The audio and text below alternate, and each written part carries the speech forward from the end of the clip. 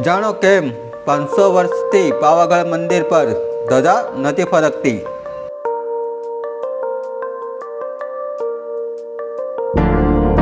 વાત કઈ એમ છે, ઈસવીસન 1485માં મોહમ્મદ બેગડાએ આક્રમણ કરી પાવાગઢ મહાકાળી મંદિર તોડી પાડ્યું હતું અને ત્યારબાદ મંદિરના શિખર પર એક દરગાહ અસ્તિત્વમાં આવી હતી, જેના કારણે અહીં ધજા ફરકાવી શકાય એવી જગ્યા નહોતી। આ પાવાગઢ મંદિરના શિખર પર બનેલી દરગાહને બંને પક્ષોની સમજૂતીથી અન્ય જગ્યાએ ખસેડવામાં આવતા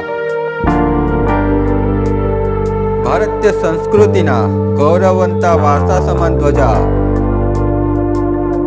પીએમ નરેન્દ્ર મોદીના હાથે પહેલીવાર ફરકાવવામાં આવી હતી।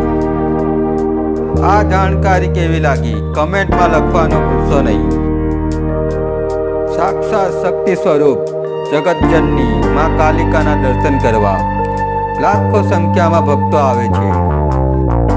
પાવાગઢનું ધાર્મિક મહત્વ ખૂબ જ છે। ઘણા લોકો અહીં ચાલતા પગપાળા આવે છે। શ્રદ્ધાથી આવનાર દરેકની ઈચ્છામાં અવશ્ય પૂર્ણ કરે છે। પહેલા તો અહીં પગથિયા ચડીને આવવું પડતું હતું, પરંતુ હવે રોપવેની વ્યવસ્થા પણ થઈ ગઈ છે।